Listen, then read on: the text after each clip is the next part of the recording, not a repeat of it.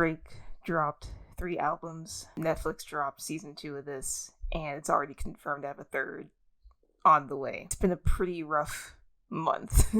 So last year, I watched the first season of the Netflix Devil May Cry series. I'm not calling that shit an anime, and I didn't really like it. If you want my thoughts on that, go watch the other video. It is very long, and it is very long-winded and overly verbose, but hey, I'm new to this video essay thing. You know, that was kind of my first time making like a really long review in that way. My first review in earnest was the Shadow video, but like that was my real, like, I'm putting effort into this, I'm making this like a huge thing. I actually was writing a script for this video because I had a lot to say, but then I kept going back and like changing things, rewriting things, and I was just kind of like, you know what? I don't really care. I was already working on the Has Been Season 2 video, and that's on hold because this came out. So yeah, if I gain the motivation to work on that Has Been video again, I will. But unfortunately, I'm the kind of person where like, unless I'm like really hyperfixated on something, yeah, you ain't gonna see that shit. So this is what you'll get for now. Consider this a little mini thing before I get back to making my bigger project, I guess. I don't want to talk about Adi Shankar for 4 hours.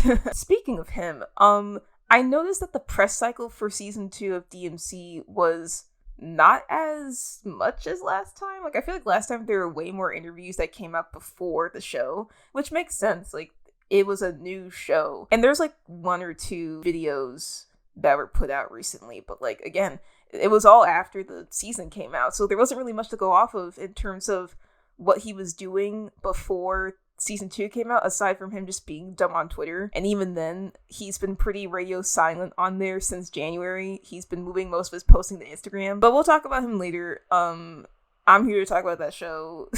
I wanted to give it a chance. I feel like I already knew people were going to come into it not liking anything about it because of how different it was. And I'm actually someone of the camp who wants to give interpretations of a story a chance, because I actually kind of like it when a new vision or a new flavor can be brought to something. And I want to preface that first because I know I'm going to get a lot of people who are like, oh, you just don't like this show because it's not like the games. Like, I need to remind you, I am one of those people who came in with an open mind. I wasn't expecting this to be just like the games or anything. I was just expecting a decent show, maybe not like a great show, but like something that was going to be fun and be like, you know what, that was a little fun thing, and you know, I'll move on with my life. But the show just turned out to be bad. Like, that's all there is to it. I just didn't think the show was very good. I thought the show was bad. That's why I made that long ass video about it. Purely speaking about it as an adaptation, it's not really that it's different. Like, the surface level issue is not that it's different. The deeper issue, the more nuanced issue, is that it's different in a way that clashes with the original. It feels like counterproductive. It feels antithetical. And arguably you could say the same thing for like something like the reboot, where that was very antithetical to the games. But I feel like at least with that, they were never shy about that being what the game was. The whole marketing campaign, if you remember, was them just making fun of the fans the whole time and being like, nah, and like that was not good to do. I still think that was pretty shitty, but like, it's just kind of like a funny memory now where it's like, wow, that they really thought that this was the direction to go to. But this show is a little different because despite it being a very different product and Adi, you know, wanting to do all these different things, he has been on record saying that this to him is an accurate adaptation.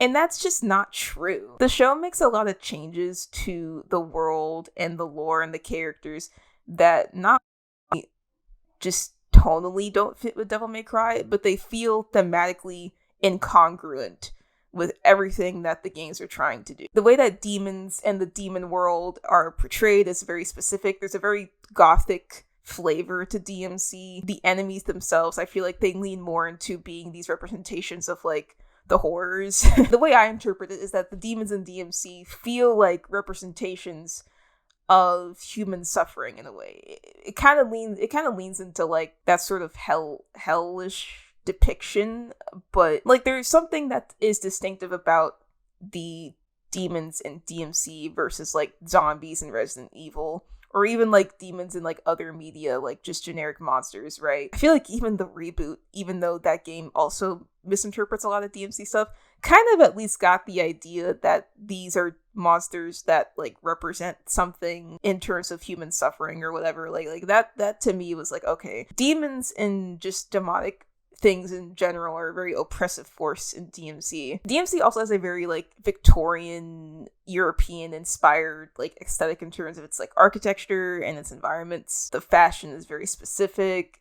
The characters are very like, I would argue that the characters of DMC are deceptively simple. I feel like a lot of people think that the characters in DMC and the story in DMC is like not really that important. I don't agree with the sentiment at all. I think there's actually a lot of things to delve into with these characters, even just from the games themselves, like just ignoring all the tertiary stuff like the novels and the side mangas and like stuff that isn't as like readily available to general fans. Like there's a lot of things you can really dissect and discuss about these characters. And then you go into season 1 and like it's set in America, which isn't the inherent problem, but there's this very overt, obnoxious embracing of like Western Y2K sort of things. The problem with that though is that it's not even like earnest.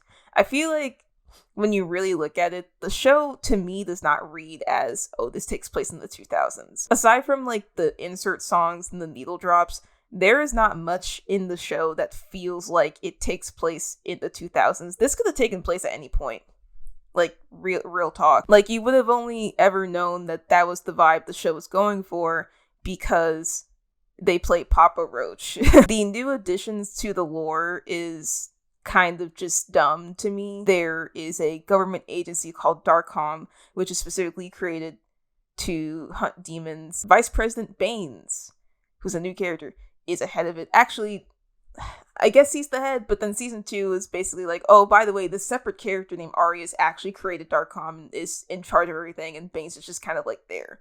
So it's like, oh, okay, whatever. I hate Darkcom. I don't really like parts of the story. DMC, in my opinion, never really needed something like this to be like, it almost feels like they wanted to have a realistic explanation for how normal human characters can kill demons, so they have this like task force that does it, and they make a big emphasis on how Darkcom has like anti-demon technology, which can like one-shot demons and kill them pretty easily.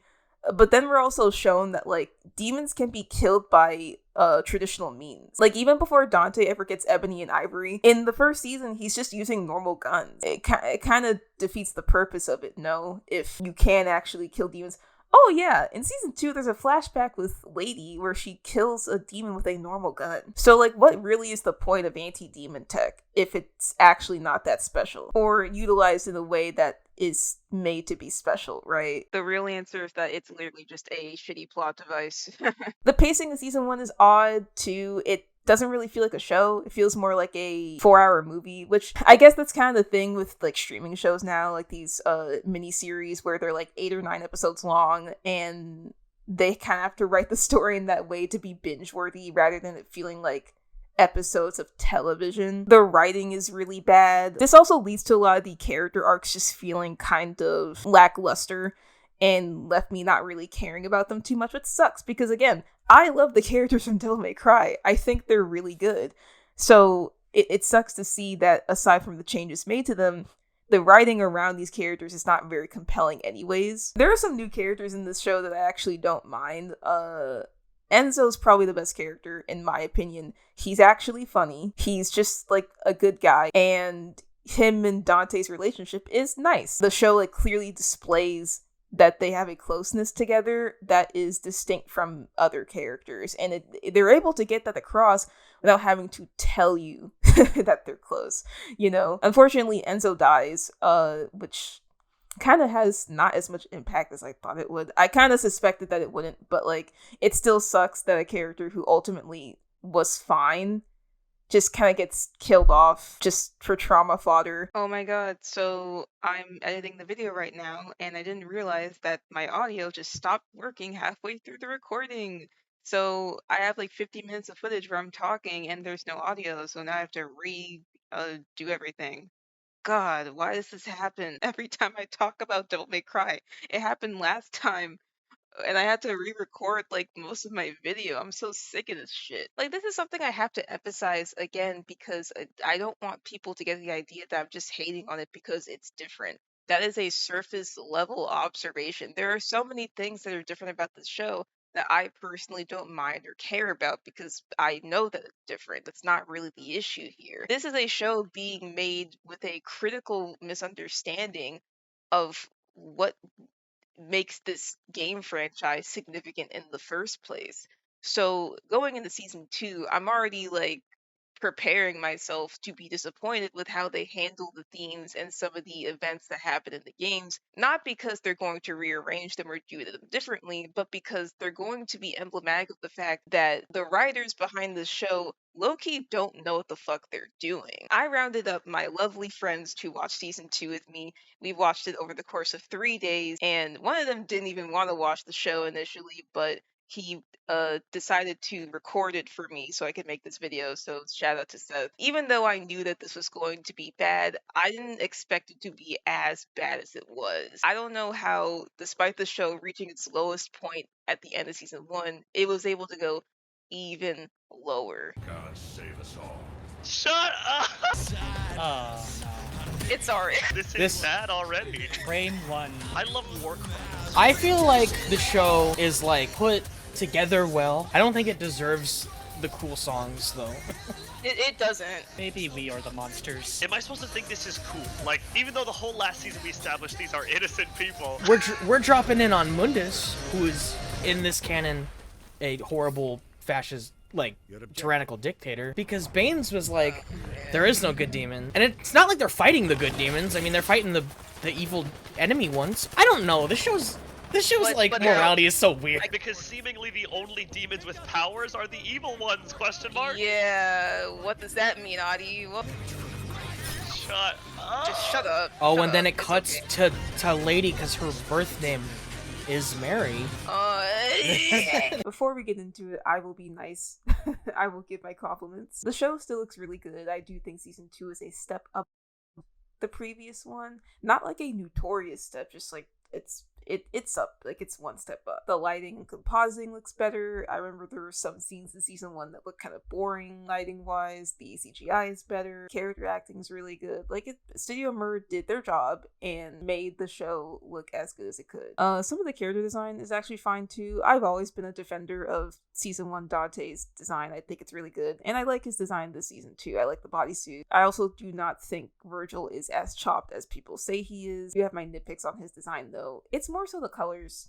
I have like a weird thing with the colors with Virgil where like I feel like when they make his coat look too royal blue, it makes the yellow look kind of garish, which like it's supposed to be a bright blue obviously, but like I'm more partial to the DMC3 tealish blue color versus like a royal blue. That's just me though. My friend said that they look too big. Like they made Dante and Virgil look too big. I'm not complaining. Is it bad that I still think he's hot? No. Okay. Just making sure. Can we put some shoes on this guy? You like it. What? I don't even like feet, so take it away. Don't even slander me like that. The OST is fine. I do like that they remixed season 1 tracks. I think some of the remixes are fine. I still don't like that Devil Trigger remix. I still don't like it very much at all. And I don't like this remix either. It wasn't good in season 1, it's not good It now. sounds like something you'd hear in like a dramatic trailer for a bad movie. That's what most of the music sounds like. Voice acting is good. It was good last season. It's still pretty good now. Like, notice how all the things I'm saying that are good about the show is just purely production wise. I don't think I've ever watched a show that had such a big disparity between the amount of effort put into the visual presentation and like all of the production around the show and the actual story content. The character acting looks nice, at least. It does. No, Studio Mir, fantastic job. Yeah, they're Character good. design, animation. I'm just saying it is a step above season 1. Even with all of the effort being done around the writing, it just can't save it. And that is so it's interesting to watch. I'm not going to lie to you. By the way, this show sucks. I don't know if that's clear. No, we know. It sucks because it looks so cool. Yeah, I was gonna say the environmental work is fine. Like, it actually looks kind of neat. Season 1 was mainly written by Alex, and this time around, Adi and like 2 other people helped out. I don't know how multiple people put their hands on this project and looked at it and was like, it's pretty good. Season 2's tone is all over the place. I think part of why this is because immediately from the jump, the show goes way in on a lot of these references and homages. I'm using homage in air quotes to other pieces of pop culture. I don't think it's inherently wrong to take inspiration from other things or to wear your inspirations on your sleeve. I actually think that's a very noble thing to do. It's just that none of these references or homages or anything that the show is pulling from is really in service of the story at all. It's not really woven in to thematically fit what they're trying to do. It just feels weird. This is some Starship Troopers Jimmy. level. I'm doing my part. Ugh. He'll never be anything good. He's gonna. Oh, never. I don't get the tone. Who of are anything. you? It's weird. It's Like, really, Oh, really no. weird. How did she use it? How did she use a handprint with a glove on? Can we acknowledge that? How No, did she use a handprint no, with a glove fucking on? Cinema about it. Sins ass. I want to go back to the weird text like showing up throughout this episode with like the music Yeah, sting. that's It's yeah. like that isn't this type of what the hell are you? First of all, that scene was stolen directly from Twilight, by the way. Wait, that totally is what it is. It's Edward stopping the car, and Bella's like, "Oh." There's a scene that I actually think is kind of funny, which is the one where Virgil goes on TV. Like, you can tell the writers think it's ridiculous too. So it's like, okay, haha. And then it just keeps going, and it's so like pretentious. It's like, Jesus Christ. Do you guys remember Chokers? You're laughing. Virgil's on TV, and you're laughing. The show's pacing is even worse this time. I don't know what they're going for here. I'm gonna be so real with you. The first half of the show moves at a blistering pace, yet I couldn't honestly tell you much of what happens. Or rather, I can't tell you what happens. It's just that not that much happens, period. Every scene that's happened, I feel like I've missed like 2 steps before it. It's like Shift every murder time. drones. Oh.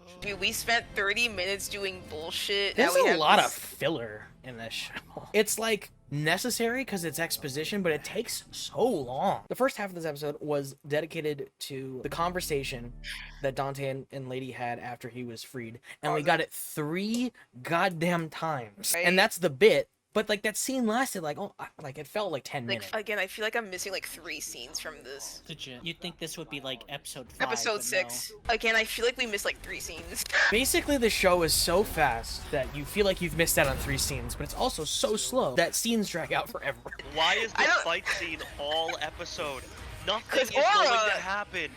Literally nothing can happen. I feel like I missed 5 scenes before we got to this no. point. Where am I? And then the second half of season 2 takes a bit of a slower turn because it just focuses more on like a few select things, but also feels odd because then it goes from being batshit bad, insane to just being kind of boring. Is it crazy to say that like it's not good, but a little better than the first 3 episodes? I mean, any quality improvement I'll value. I think my only thing is that there's been some parts that are just kind of like, it's boring. It's not Yeah. bad, it's just kind of boring. I could tell you the basics of what happened in season 1 episode by episode.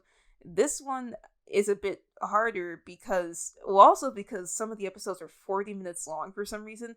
And I don't exactly know why. Those episodes that were longer, I don't know why they were longer. I feel like a lot of shit could have been cut from those episodes. Writing is just worse. Like, it's worse than season 1. Season 1 was not good. I think there is still a level of competency being had there, I guess. This time around, the show moves at a blistering pace, yet lots of scenes are spent just talking and not much really happens. Dante has been captured by Darkon because at the end of season 1, Lady is sort of mulling over her decision of doing this. She regrets it, and after she goes on a mission to steal a relic from Mundus's castle, she kind of realizes that, oh, maybe Darkon doesn't have my best interest because they literally sent out a bunch of soldiers to get killed. So she almost quits, but then she gets manipulated back into going to Darkon with the promise of having control over her team. And she's kind of like going back and forth between that. and they find Virgil, and Virgil is working for Mundus. Dante has to go find him. Sure, why not? But we spend like 3 episodes setting that up. The show repeats a lot of this information ad nauseum. I forgot how bad the show's exposition was. We capture Virgil, take his blood, and Exposition time. So you could drink the fetus's blood to stay young or something? Let me exposit at the camera. Viewing over the game controller. Stop. Kitchen knives, Stop with the sandwiches, therapy. out the other through the He's literally therapy speaking at the camera. I'm going to gonna cough. describe everything that is happening. Every piece of dialogue from this show feels like the Netflix mandate where you have to describe everything that happens so that people who aren't watching it knows what's happening. You're literally just talking everything at the audience. It's actually And so Virgil- bad. Let me explain exactly what I'm feeling right now. I just want to go into the writer's room and just rewrite the dialogue. Like, why? I shouldn't be feeling this way. Let me explain exactly what is going on. happens, right? Let's stop arguing now. Story has to happen. God. Feel it. I have to explain. Like, I just allow He me was to a punk. Come on, I have to. Let, And she allow did me to ballet. explain This. exactly how I'm feeling deeply. It's also mixed in with like really shitty commentary about the world, which again, I'll go into it in a little more detail here. I think the worst part of this show is the weird political racial allegory with the demons. I think that was the worst thing that the writers did. It was unnecessary. Basically doing a thing of like, oh, the demons the characters were fighting the entire time were actually people. And the demon realm is actually a whole society with its own culture and its own internal politics. Netflix Devil May Cry uses the Hell Demons as a stand-in / allegory for displaced refugees and victims of war and colonization. Now, this is bad for a lot of reasons. One, the end of season 1 has very overt imagery that is referencing the Iraq War. Complain to your mom, that's what they're doing. 2, using demons as a stand-in to represent those groups of people, or even any group of people who are displaced due to genocide, war, massacres, what have you, is really bad because, one, that is just dehumanizing. You are reducing a very real thing that people go through to just being compared to demons. That's really weird. 2, the show inadvertently justifies the separation, segregation, and displacement of the demons because there are demons who are actually harmful to humans. So you literally could make an argument to say that America, Darkcom, the government, has a reason to wage war against demons in hell because they are actually harmful to humans, which is a really bad thing to imply, even indirectly, when you are tackling a theme that revolves around a real-world subject matter involving real people. You don't want to imply that a group of people can be justifiably displaced or justifiably be colonized by the US government. Adi Shankar is also on record saying that he believes that Baines, the villain of season 1, was right to do this too. This is the dumbest show of all time. Would you rather like Katie Killjoy, like, what's up, fucker? Yeah, I'll take that, honestly. How is this both trying This to is be so subtle? tone deaf. This is Yeah. so fucking tone deaf. It's trying to be subtle while literally being the most blatant, worst thing I've ever seen. It's weirder in season 2 because I feel like they are simultaneously trying to have it matter, but also they want to lean into the more like evil demonic portrayal of the demons. So it kind of leaves things feeling very muddled, like it matters less in season 2 because it's only brought up for like shock value. The only perspectives we get about the oppression are from the perpetrators of it and Virgil, I guess. The way that it's affecting Makaians, the demons, just doesn't really matter. The Makaians can be exploited for their oppression, for the violence that they go through, but the show has no interest in delving into the nuances of this theme at all. It is merely here to have a paper-thin story about two sides of a war without actually delving into the nuances of what that means for the characters on both sides. The characters this time are worse. And when I say characters, I'm not just talking about you know who. I'm also talking about like the side characters. Like last season we had characters like Anders, who I was fine with. He was a Darkcom agent who was also being manipulated by the White Rabbit. He was perfectly fine. He gets killed off for no reason. Then you have Enzo, who was also perfectly fine. I liked him. He also gets killed off for no reason. You will notice that the show will continue this trend of killing off characters for no reason, just for drama. But this time around, we have motherfuckers like Tom. Turn the show off. Turn it off. another example of the show's tone being so weird because he gets introduced as a joke. He is this overly campy, dumb Darkcom soldier. No, Stop. I can't Stop watch it. this show. Stop it. His entire squad gets killed, but it's in a scene that has bodies by drowning pools playing over it. Turn it off. Are you fucking kidding me? Oh my god, this is actually really bad. Hold on, let's No. let it play. Let's see what's happening. No. We already know what's happening. He's fighting demon border patrol and he's an illegal alien. Dude. And then when he starts crashing out, I'm supposed to take it seriously. Canvassed for you. Yeah. Don't tell me he just shoots him. Oh my god, this Why? show sucks. Why'd he just go insane? This non-character just That went doesn't- insane for no reason. That literally What? doesn't make any sense, but okay. What? There's a mystical black guy that they meet later. He is literally just there to info dump and then get killed. Is that Keith David? Yeah. It is, yeah. Fuck! Yeah. Are you ready? But I want to know why they had a mystical black man say this. Why did White Rabbit use demon science? And in season 2 it's like, by the way, humans can use demon. Well, he did just say that magic doesn't exist, But it's magic. but it's magic. Love in a bottle, love in a bottle. Is that the character from the reboot? There's like a weird mystical black man in that game too. I just want to kill the demon king named Mundus. And if you do kill Mundus, who would take his place? He has a granddaughter named Maddie, and she's fine. I'm fine with her. But she also is kind of just there. It's just that she's not doing anything that's like overtly offensive. I'm not mad at the child. I don't mind child. She's just there. Yeah. Yeah, she is just there. There's a character named Kai, and I remember when she showed up, I was like, is she supposed to be Lucia? And then we were like, no, she's not Lucia. She's just a dark-skinned, redhead foreign lady who kind of looks like Lucia but isn't. And then my friend informed me later on that apparently, oh no, she is supposed to be Lucia from DMC2.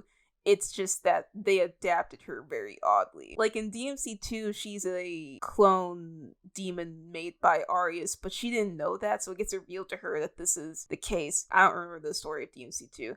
I just know that it is a bit of a bigger plot point for her. But in this show, she's just kind of a willing femme fatale servant to Arius, which makes her more boring. And also, she doesn't really have a character. She is just there to say things to the audience that the show could not properly convey. Who is this OC? Who is this? Girl infatuation with Dante. Shut up. Like, she didn't even say anything before that, but then she was like, you're rooting for him because you love him. Cause you want to suck his dick. I think the funniest thing is, like, I'm supposed to be nervous that lady is being threatened, even though we don't know anything about that character who's threatening her. That's nothing. Yeah. She is literally just a knife. Fiercely independent lady who betrayed the She already said that. I'm going to tell you exactly. Well, what no. you think. She was testing it in the first scene, and she's like, "Oh, I'm going to say that the lady. Next time I see her, it's gonna be so good." You are. You don't have to follow his orders. We don't know anything about this character. We forgot to write the conflict. I just want to know who the fuck is this. Who is this character, and how can she match up to Virgil? Generally. Like I'm like- literally like my brain is like, come on guys. I don't believe my father told you how he created my sisters and I. No, because you haven't told us anything about your character at all. Just like me. Okay. Did she actually just pull the "we're not so different, you and I. Fucking bullshit. This show is horrible. This show's so bad. The show has way more needle drops in music this time, and it's corny every time. There's barely a point where I thought it was like neat or cool. I don't think it's just the amount of music that the show has, because like there are shows like Arcane that have so much music, but I feel like at least with Arcane, there are scenes that I do think were like heightened by its music, like Caitlyn's the dance between Echo and Powder, like those are really good scenes, and it's heightened by the music. The music in this show just cheapens the emotional moments because it feels so fucking like it insists upon itself. Like I just can't take it seriously when you're trying to have these characters have these emotional moments, and then you're playing Power Glove's back catalog and reheating their nachos. Can I do the wrong thing for the right reason? For the right it's Arcane, but worse. We're about to It's have literally- 60 of those. It's actually so dumb. The song keeps cutting back in. I can't. Would have rather them play Bury the Light. No, that would have been way better. No, the bodies are hitting the floor. Here's the thing, though, is I that can't take this. seriously. It should be the coolest thing ever. When you want to do hype AMV moment, it needs to be earned with good character writing. There's too many insert songs already. It's annoying. a Netflix show. Of course there's gonna be. But it's like worse than Arcane. Every time there's like a scene where I don't mind, it's like I'm immediately taken out of it. Virgil's, he's working for Mundus.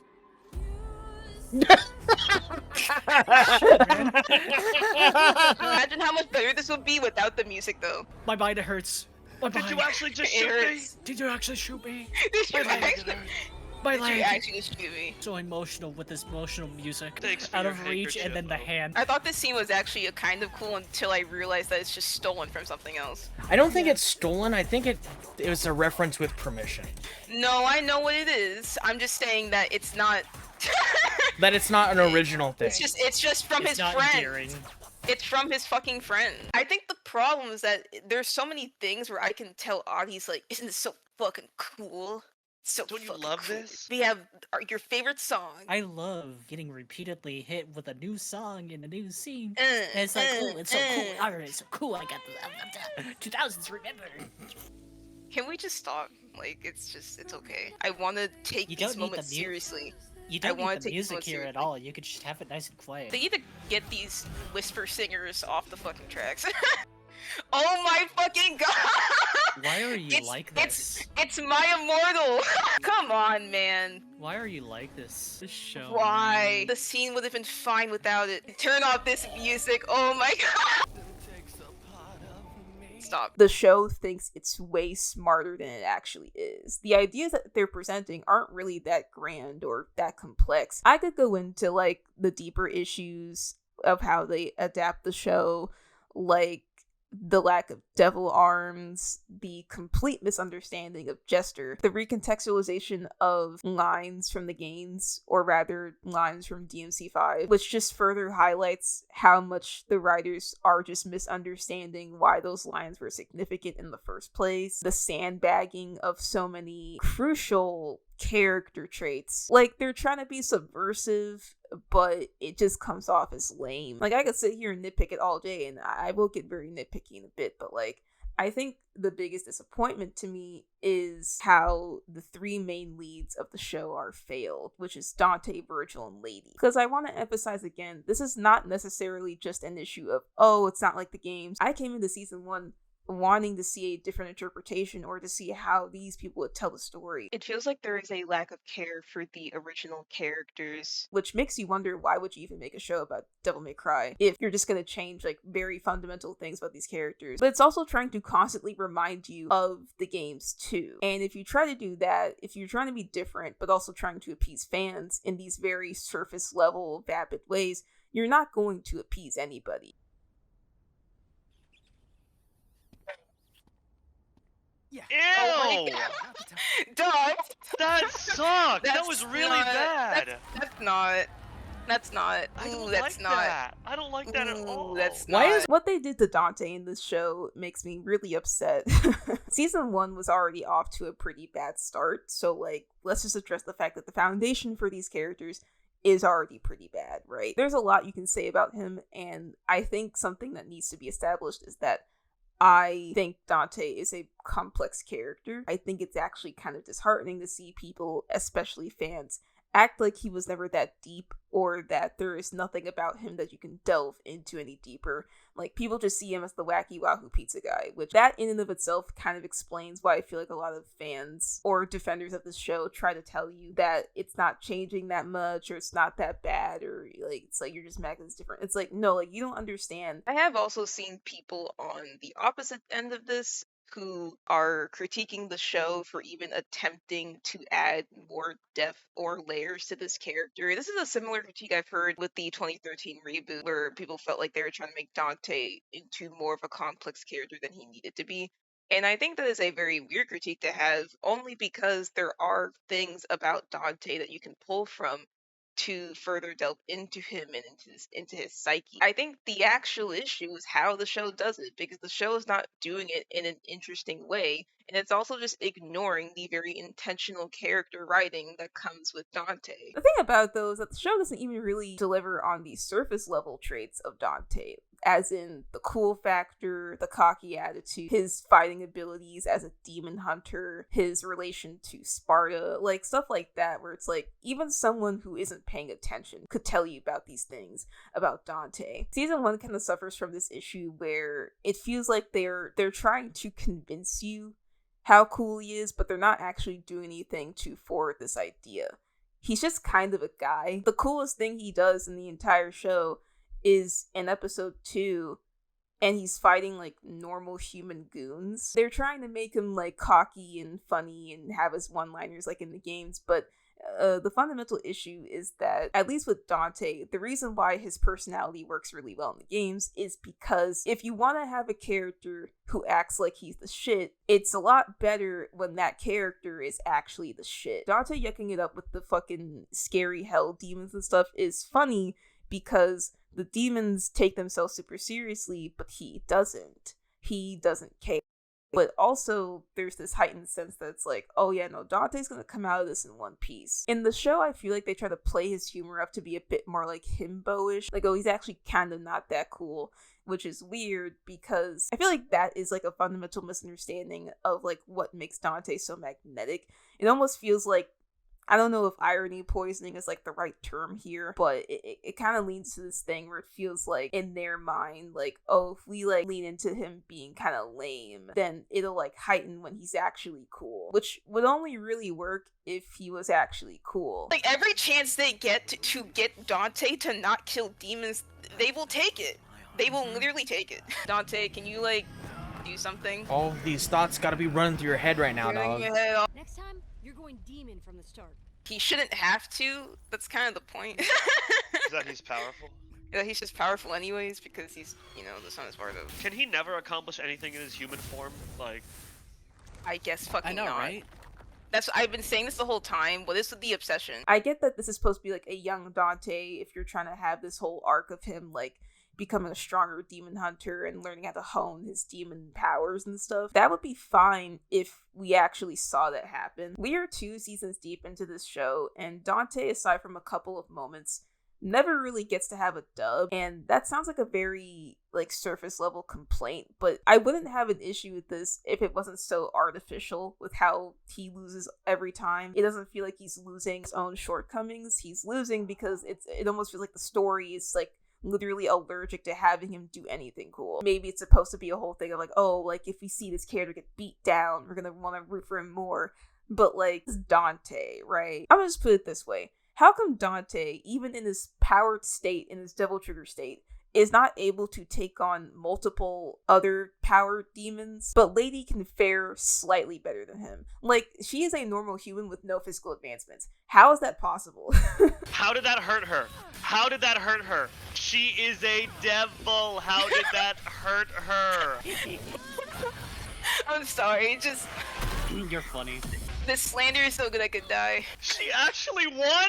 This doesn't make any sense! I'm not saying Lady can't be badass, that's not the problem. The problem is that it feels like Dante only loses because the plot needs him to, and it doesn't even feel justified or earned. Maybe if they establish this character to actually be strong and cool from the jump and like able to actually kill powerful demons from the start, then when he actually does meet an opponent who is challenging him and overwhelming him and defeats him and catches him off guard, it would be way more impactful because that would actually display disparity in power and would lend to Dante's physical and emotional journey. But no. I feel like the misunderstanding of his humor also goes into the misunderstanding of the deeper traits of him as a character. Like, okay, for example, in DMC3, Dante is a asshole. Like, let's just be real, he's an asshole. And he's a very dismissive, emotionally cut off person. I think season 1 is trying to set up this thing where he doesn't want to get emotionally invested in certain things, thus he sort of puts up this sort of goofy facade. That's not really an incorrect reading of Dante. I would argue that's kind of what he does in 3, and I feel like that does relate to his bigger arc of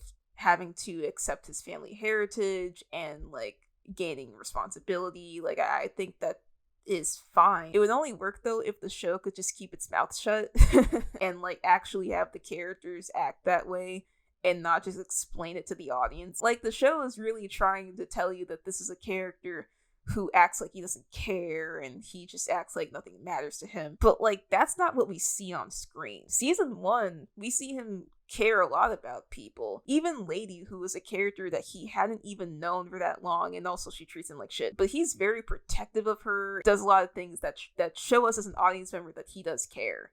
And it's not like he hides it or anything. Like, he wants to protect people. And then by the end of season 1, Lady's like, I know you try to act like you don't care about anything. And it's like, what? That's not what we saw. In season 2, especially with the arc revolving on Virgil, and again, he does things to show Lady that he cares. They're still trying to play up this idea that, like, oh, like, he doesn't care. Like, he's trying to act like he doesn't care. And it's like, we can only get to that point if the show actually does that. You can't just tell me one thing is happening and then the actions of the character completely contradict that. There's a scene in season 2 where he is getting interrogated by Darkham for a psych evaluation, and he just straight up tells the audience about his traumatic childhood event of the demons who killed Ava, his mother. I don't think Dante would spill the beans like that. No, he wouldn't. He wouldn't. That's the worst day of his life. It's just to catch up the audience. That feels very out of character even for this version of Dante. In season 1, he was asked about his parents, and he was like, yeah, that happened, but he didn't go into it. And he was pretty, like, avoidant about the family stuff specifically. Like, if there's one thing that the show does establish, is that he was pretty avoidant about the whole family drama surrounding Sparta, mainly because, for some reason, this version of Dante didn't know that he was a demon at all, and didn't know that he was Sparta's son.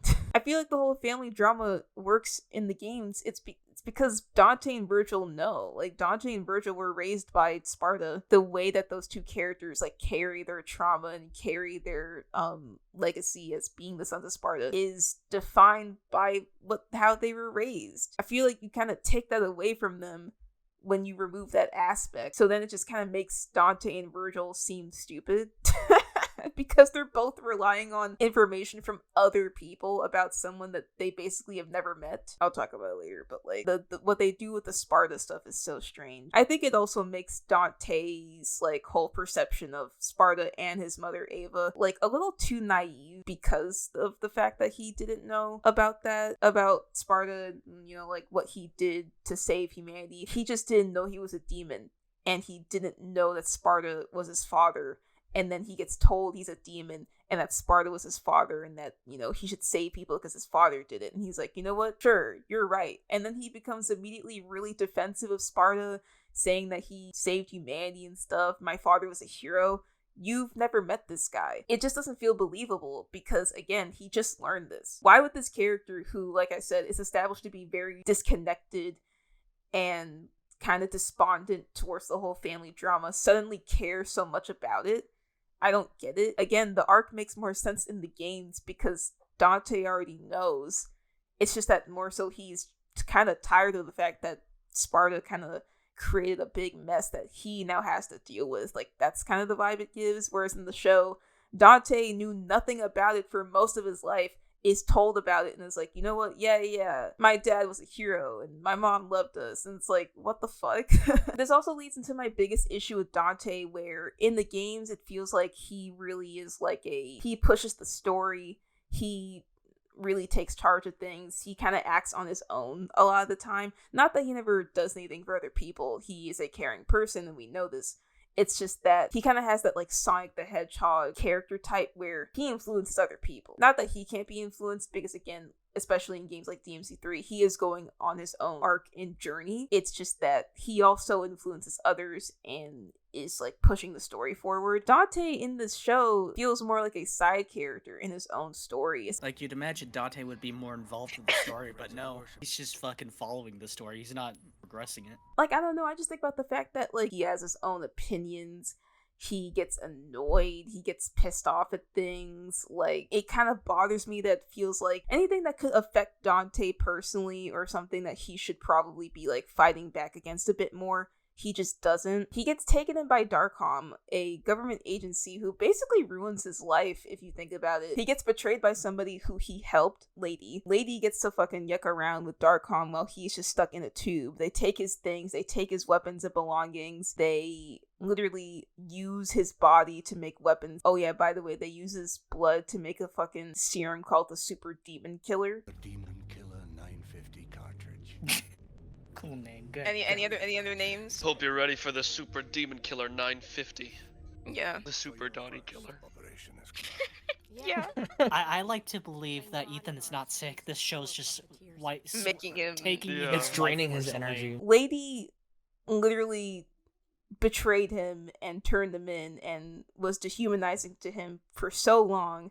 And even when they release him and she tries to make up for it and apologize, like, she still lies to him about the plan because she plans on opening the rifts to the demon realm and did not tell Dante for some reason. He is treated like absolute shit in this show, and he just kind of doesn't really care. or rather, the writers don't care, because if they did, I feel like there would be a bit more acknowledgement of the fact that, like, Dante is a pawn to Darkom's scheme. Like, he is literally just a cog in their machine, and he doesn't care. Like, I would have liked at least a bit more pushback from him, or like even if Dante knows that him going after Virgil is in Darkom's interest, I would have liked to see him kind of rebel a bit more. Because, like, again, this is the issue where you're having a character who is based on an existing one who people like for a very specific reason, and even in your attempt to do something new and different, you're also just doing something that ends up being boring. His dismissive behavior in the games, especially in 3, wasn't just there for laughs. It was there because that was an integral part of his behavior, which leads to his character arc, like how he progresses as a person throughout the story. He goes from not caring about people and not caring about the family drama to recognizing somebody else's pain and being able to take on the responsibility of confronting his brother Virgil. And then by the end, we actually get to see him show emotion because we earned it. Whereas the show really wants to emphasize how much emotion there is with Dante and his backstory and the pain. And, like, I remember before the season came out, I was, like, kind of hoping that they would take this story seriously, because I do think that there is a novelty to delving into the psyche of Dante and what he went through, especially since, like, again, I think a lot of people just see him as the wacky pizza guy. And I think that there is something valuable there. There is a scene at the end of the show that I think is actually good on its own. It's when Dante's trying to DT. He has, like, a mind palace moment where he talks to his mother. That's kind of nice. I'm not gonna lie. That's kind of nice. I don't know. I thought the same. My son. I like that. That's actually a good scene. But this is a scene that comes in the finale of a season where not much was done with this character to progress him, even though we have all these fucking corny insert song moments. We're trying to pull some emotion from the audience, and it just doesn't work. I think it just bothers me that what we get of Dante in this show is just a less interesting version of him that ultimately at some points doesn't even feel like Dante. And even if we're just looking at him as this individual, as a separate character in this interpretation, I just kind of feel bad for him, because the story is not doing him any favors for me to root for him. I'm not trying to push this idea that a protagonist needs to be a certain way to be likable or good, but, like, again, this is Dante from Devil May Cry. If you want to have a character who looks like this and sounds like that and clips all the time, but you have no interest in actually adapting any of the traits about this character that make him fun or interesting, then what are we doing here? If not had one moment of slow motion where Dante is doing cool things at all. Not something I can just do on command. He can't do it on command. Can that be a cutaway gag in your review? Yeah. Yeah, they'll do that. And then include this bit in the reaction? No. Oh, The no! tiger. No! I care more about the tiger than Lady. Let's rock. He actually said the thing. But he didn't say the first part of it! This party's getting crazy. That to me is, like, just as important. Oh. Back in. I think I can take you this time. Oh, wait. Come on, Ai. I know you got something. Nah, That's all he got. that's all you got. Dante, can you do something cool? Like jump off a rocket or whatever? He's gonna write it. He's gonna write it. He's gonna write it. Come on. You better write that shit. Oh, thank Yeah. God. There we go. Something. God. Yeah. Yeah. Finally. About time.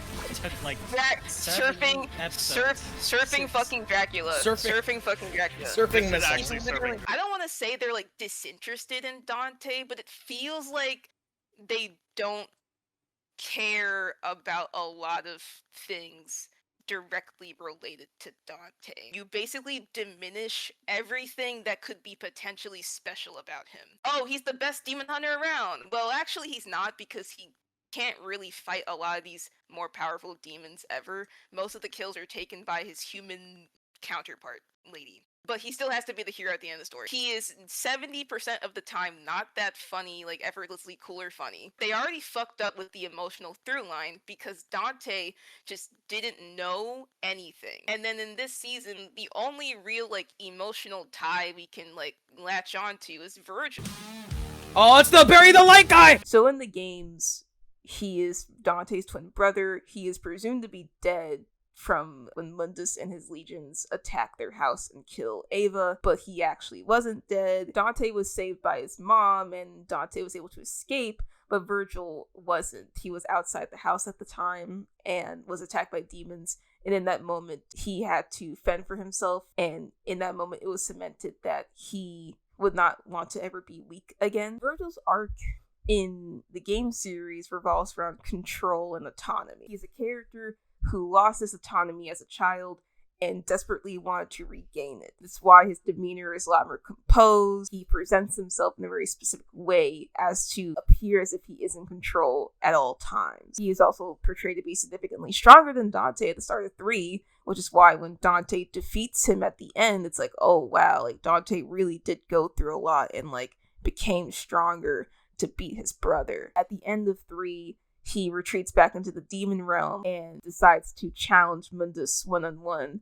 And that goes really terribly because at the start of DMC 1, Dante fights a knight named Nello Angelo, or Nerangelo, because it was like a mistranslation, and then realizes after he defeats Nello Angelo that Nello Angelo was actually Virgil. No! Virgil had been turned into a puppeted soldier by Mundus. That's terrible. Which then leads into the events of DMC 5, where Virgil's kind of reeling from that terrible experience, and the only thing that he can do is retrieve his sword and split himself into two, which splits himself into V, which is like a human guy, and Urizen, which is like this super scary, powerful demon guy. He's like the villain of 5. And it's only until Virgil splits himself into two and literally loses his demonic power does he realize, wait a minute, the only reason why I was desperately trying to attain control and power was because when I was a kid I felt helpless and I wanted to be saved. I wanted my mom and my brother to save me, but they weren't there to save me. So then I turned into a power-hungry freak of a man. It was all just compensation that was built up from that desperation and weakness that he felt and the loneliness that he felt. Now imagine that arc which spans across 4 or 5 games, and you took parts of that and then you threw it into a blender, and then you threw it into a pool, and then you took a sample of that pool water and then took a shit in it. No. Oh God. Stop it. That's not. So the show decides to take the interesting route of having Virgil be taken in by Mundus after the attack and essentially groomed into being a soldier for Mundus. So this is kind of their way of doing the Nello Angelo thing, but they're doing it in reverse, I guess. Because you already did the whole subplot of him being a slave to Mundus. Yeah, you already did Nello Angelo, so what do you do now? Now he's super Nello Angelo. Oh, no, you know what it is? What? He's gonna split him in half into V and... V? And fuck off. Because I guess in this show, the story is that Virgil is convinced that Argosax, which is another demon from the games, was the one who committed the attack. But then it's revealed that Mundus did the whole time. And it's like, oh, like, basically Virgil was being played in his face and thought that he was serving the right guy until it was revealed to him that Mundus was just using him the entire time. This story beat would be a lot stronger if the story didn't open up with literally so many characters telling Virgil to his face that he got played. I think most people assumed that the only reason Virgil would be working for Mundus in any version of this story would be that he's either being brainwashed or manipulated. We could see that from a mile away, but it is crazy how much the show does not believe in the audience's ability to have like a sense of suspension of disbelief for anything. It is just basically told you from the start that Virgil is being lied to and used like all the time. It's not just a Virgil issue, but it's kind of a bigger issue where a lot of characters are being played, but it's just so fucking obvious that they're being played. And not even in a way where it's like, oh, we as the audience know something that the characters don't. No, like, you have characters just acting blatantly evil, and everyone's just, like, none the wiser for some reason. Like, it's more of a matter of you just waiting for the characters to catch up to you versus the narrative feeling like it's actually being smart about how these characters are like one-upping each other. It just makes everyone kind of stupid in the same way.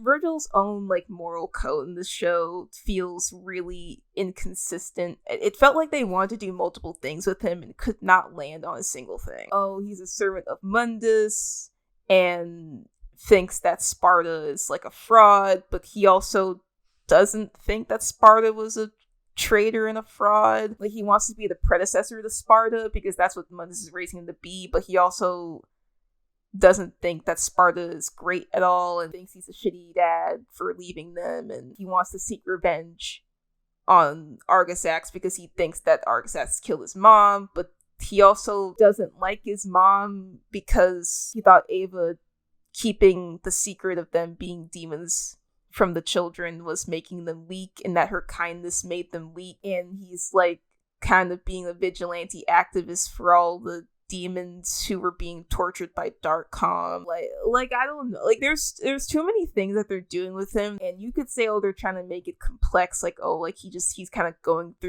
he's going back and forth, but it comes off less like he is a complex character who is dealing with a lot of different things being thrown at him or different ideas, and more like he just feels inconsistent. The mom thing is especially weird because, like, to be fair, I feel like the character's feelings on Ava is not that delved into in the games. I don't think so, and not until 5. But like, it's very odd for one of the first things we learn from Virgil is that he believes that Ava made them weak as children, and like he resents her for that. What? What? Wait, hold on. Virgil would never say that about his mother. The only person Virgil should hate in that moment is himself. This shit sucks. Lord. This is Dante's getting mad because he killed one soldier who was killing Virgil? What is going on? But then later in the show, he's like earnestly talking about his mother and how he lost her as a kid to like another character, which like that scene's actually fine. I actually like that scene. It's like one of the better pieces of characterization we get from the show. I wasn't strong enough yet. Okay, that's fine. To have learned this lesson now, without all I went through to learn it. Like the only time when just saying what's going on feels fine. okay. Yeah. Well, because the way he said it was in character. That was fine.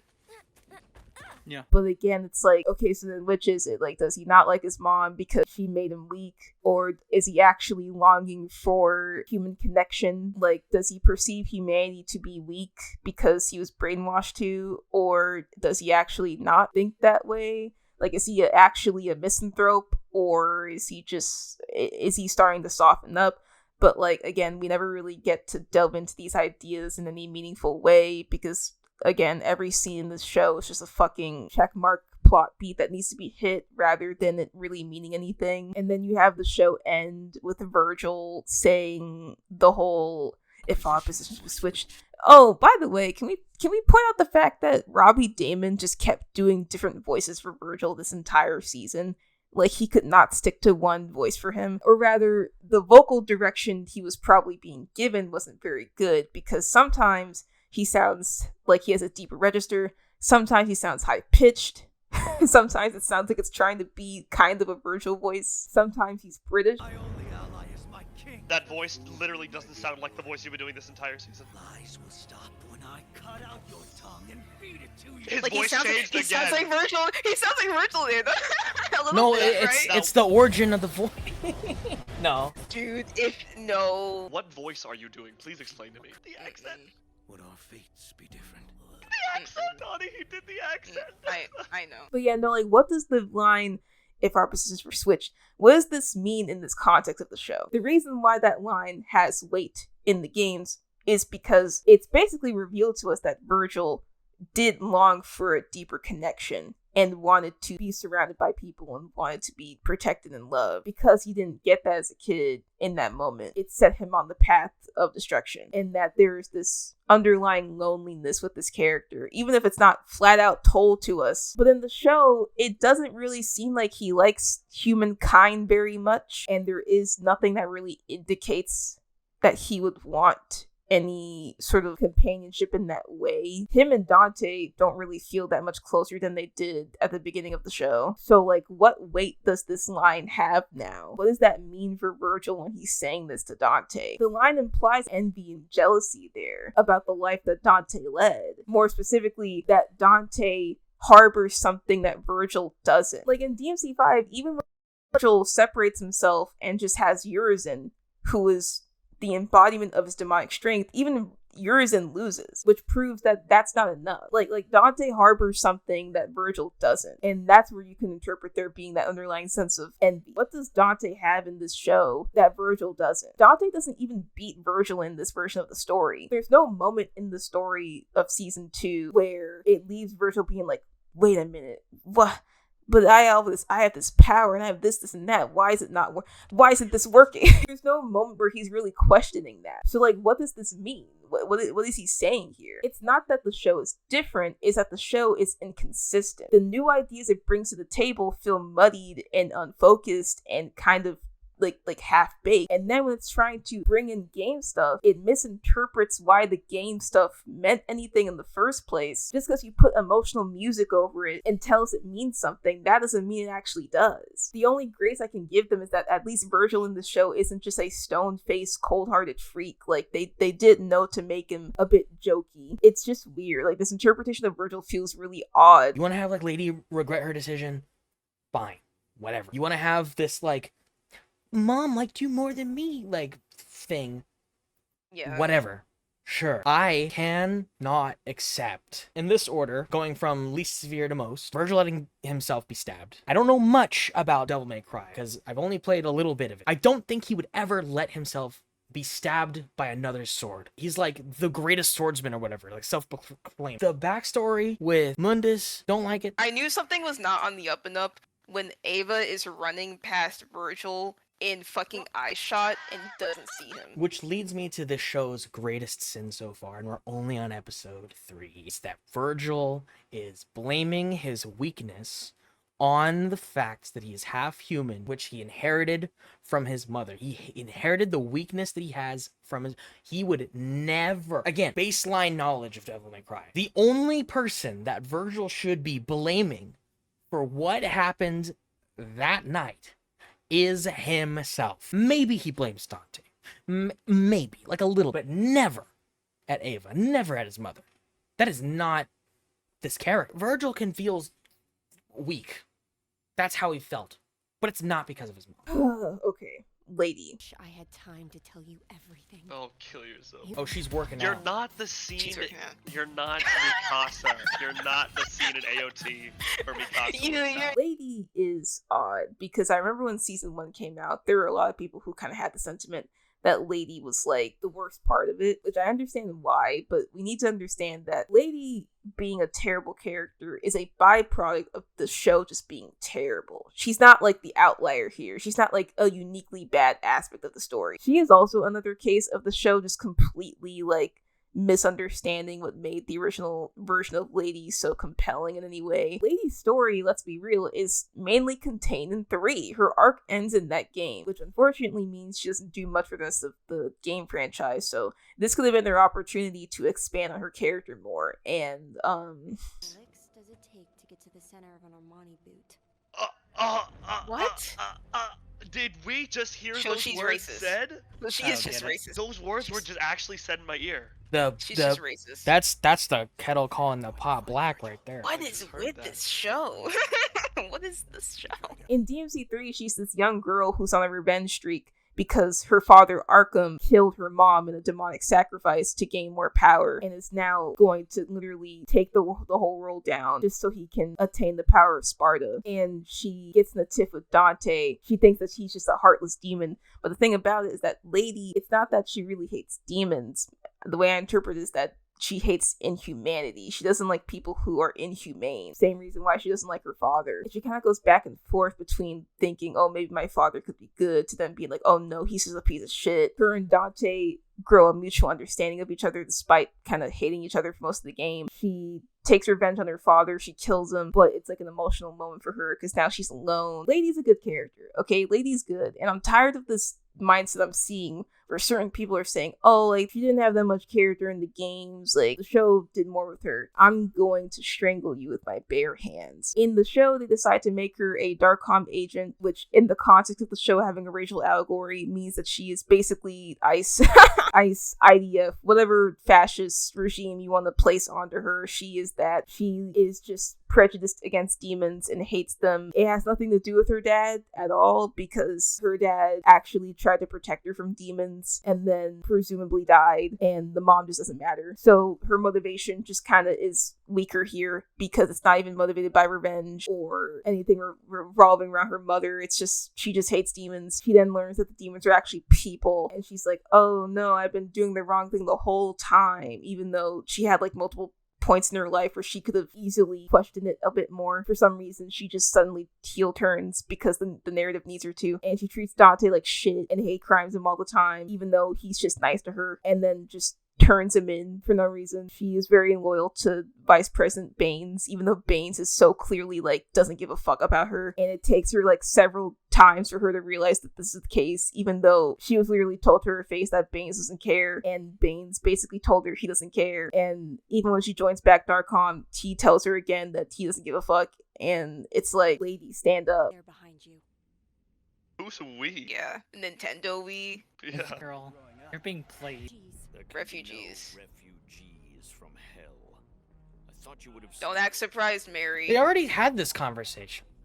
Don't act in surprised. the first season. See, now her joining back is immediately just not, it's just null.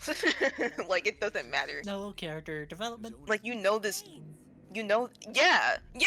What Virgil is You know this from the start! everything he's done for us. You literally turned Like- him in, you dipshit. Like, here's the issue, right? I don't care that Lady in the show is a bad person. I think the issue is that I think the show doesn't think she's that bad of a person. In her attempts to try and better herself as a person in season 2, the show does not want to engage with the deeper consequences or nuances that a character like her would have to deal with. It just wants to speedrun into her feeling remorseful and feeling like, oh, I have to pay for what I've done, without her actually having to do much of anything. Also, I like how it pointed out that she's evil for like 2 seconds, then it stops. Yeah, This is me apologizing. So what's the action? but you didn't say sorry, But so you it's didn't say like, yeah. sorry. One fucking chance to redeem myself. Redemption! Redemption! Which sucks because I do like characters like this that are kind of funneled, that like choose to do bad things and are kind of conditioned into the propaganda of it. It is a bit of a struggle for them to get out of it. Like, we all like, people like characters like that. Like, that's why we like Zuko. It's why we like Gabby from AOT. Like these are good characters. You're able to tell the story. It's just that, like, it's flaccid here. It's nothing. Not only is she just insufferable in season 1, it's just flaccid. It's boring. And in season 2, they're trying to have her go back and forth between, like, choosing her cause or choosing Dante, and again, this wouldn't really be an issue because in the games, like I said, she also kind of goes through like an emotional back and forth over her father. It's just that, like, the way that the show does it doesn't feel realistic, like, at all, or just doesn't feel believable. Let's just say that. It's not that it's not realistic, it's a fucking cartoon. It just doesn't feel believable because it's so fucking rushed. Like, I think the show is just way too concerned with having us like her rather than actually portraying her as a nuanced individual who chose to do bad things and it now has to pay the price for it. It doesn't really feel like that's what they're doing with her at all. On screen, shown to be much more physically capable of Dante, like, all the time, which is so fucking weird, yet she still needs to be saved by him multiple times. And then you have the show end with her finding out that her dad's actually alive and her dad is actually Jester. Maybe this is a big reveal for people who have never played the games, but as someone who knows what happens in DMC3, this shit was so fucking corny, man. Like, Can't believe you had to fucking Dracula surf for her to hate her dad. I had to wait 2 seasons for Lady to have her proper motivation. Oh, that's right. Jester's still around. Yeah. Yeah, so what is that? Can you get a fit change and look like a Viltrumite? That's what I was thinking earlier. I was gonna say, where's Conquest? She's gonna finally seek revenge on her father. It took 2 seasons to do this? Took us 2 seasons to get So, to this. yeah. Fuck off. That's so dumb. Come on, man. That's so we already dumb. knew. I'm gonna be real. That's kind of what I thought, like, as a passing thought a few episodes back. The thing I like about Arkham is that he's like a ghost. He transforms without saying a word. Why did he have some lame transformation? Where's like, Dante, bro? I'm Jester now. Jester's not even really a big player in the story, period. Like, in the games, Jester is Arkham. That's the big reveal. Jester and how he appears and when he appears is very intentional in DMC3. When he appears as Jester, he appears in front of Dante. I feel like that it's there to kind of mirror Dante's immature behavior. It's that thing where it's like someone even more annoying and immature shows up and it forces Dante to be the straight man. And then you have Jester luring Dante into a trap unknowingly. He appears as Arkham, as the guy, in front of Virgil and Lady. And this is intentional because with Lady, he can emotionally manipulate her with his relation to her as her father. And with Virgil, he kind of poses himself as this like lunatic Sparta fanatic. And Virgil has this sense of control over the situation because, you know, he doesn't take him seriously. So then it turns out when it's revealed that Jester and Arkham are the same, he basically triple played everybody. But in the show, he doesn't fucking do anything. Like, he tricks Virgil into going to Arius's company, and that's it. He doesn't do anything with Lady, like, at all. Even with the own show's concept, it's like, speaking of Lady, so Lady's actual name is Mary. But in DMC3, she disowns the name Mary because, in her words, the only person who could call her that was her mom, and she's dead. Which, again, is there to show how much she really doesn't respect her father, that she doesn't even want her father to refer to her by her birth name. And in the game, when she meets Dante, she doesn't even tell Dante her name. And Dante's like, okay, whatever, lady. Like, he says it's a fucking joke. And then at the end of the game, when Arkham tries to call her Mary, she's like, no, my name is Lady. It's like she's reclaiming this, which it's kind of funny when you think about it. It's like Dante did not say that as an actual suggestion for a name. He just said that to be an asshole. But it's there to show the audience that she is no longer Arkham's daughter. Like, she is fully cutting herself off from him. And it's a choice that she makes as a character. In the show, she goes by Mary. She doesn't hate her dad in season 1, so there's no reason for her to disown the name. At the end of season 1, Dante's like, you know what? I like Lady better. It's like, okay, so then she doesn't even get to choose. Shut up! You don't earn that! You didn't earn that Didn't even at all! choose it in season 1. It's just... I like Lady better. You can't keep having these moments where she rejects her name, but she hasn't earned it yet. We get it. Well, We get it. it already happened. It already happened. And then you have her be like, oh, you think I'm actually happy that he's alive? It's like, I kind of thought you would be. The show seemed to really portray in season 1 that you were very remorseful over your father's death, despite the fact that he was the one who killed your mother. Like, there is such a lack of focus on the mom as a character that it's kind of impossible to believe this idea that you cared more about her than dad, because the show definitely cared more about dad than your mom. And now I'm suddenly supposed to believe that she actually hated him the whole time. The only explanation I can parse is that she's just blocking her true emotions here and she's trying to act tough.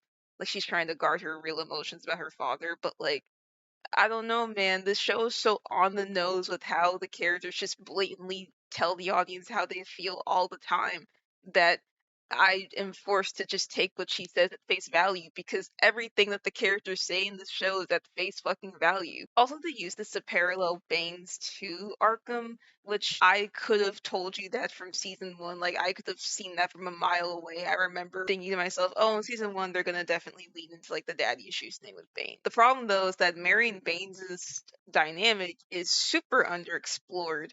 So we never really get to feel the full effects of the weird soldier grooming that Baines does onto Mary, but like, which kind of makes the parallel very weak, especially when Mary just straight up tells the audience that that's the parallel that you're supposed to make. Like, I gotta talk about the elephant in the room. Before I do, I need to set the record straight. I am a Dawn Lady enjoyer. I have to specify that I like Dawn Lady from the game. I like the game versions of these characters. I like their relationship. I like that they become good friends. And I like to think about them in romantic scenarios. And I think a lot of people are in the same boat as me. So when season 1 of this show was being promoted, I already got the whiff that they were going to canonize Dawn Lady in this version, which I didn't mind. Some people might have already been kind of like, I don't want that. But like for me, it's like, it's not the official game versions.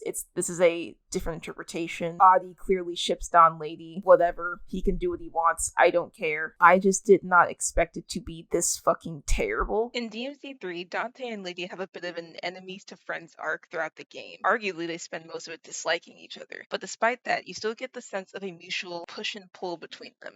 They feel like equals. Lady is mean and aggressive towards Dante, but what's important to establish is that she is usually mean in response to Dante's behavior. When Dante saves Lady from falling to her death, she tells him to let her go, and he just makes a flirty comment at her, so she shoots him in the head. When Lady asks if Dante killed Arkham, he doesn't even answer the question, so she retaliates. Dante doesn't treat her with respect, so she doesn't respect him back. It's mutual. Throughout the game, Dante tells Lady that she has no business being here, which on the surface seems like he is demeaning her even further. But because the game is actually written well and it properly establishes Dante's flippant behavior, his attempts to get her to leave can also come off as his way of wanting her to not get hurt or to protect her from this conflict that is much bigger than her. In Dante's eyes, this is his family matter, not Lady. But this is where the main conflict between them comes from, the main philosophical clash. Both of them do not fully understand each other or their struggle until near the end of the game. Lady assumes that Dante would never understand her feelings, that he would never understand what it's like to lose somebody, especially family. But we all know that's not true. In Lady's defense, though, Dante has been apathetic not just to her, but to the whole situation. So Lady becomes an essential stepping stone for Dante having to confront his actual feelings and actually acknowledging the responsibility he has at the Son of Sparta. He even credits her for helping him realize what's truly important.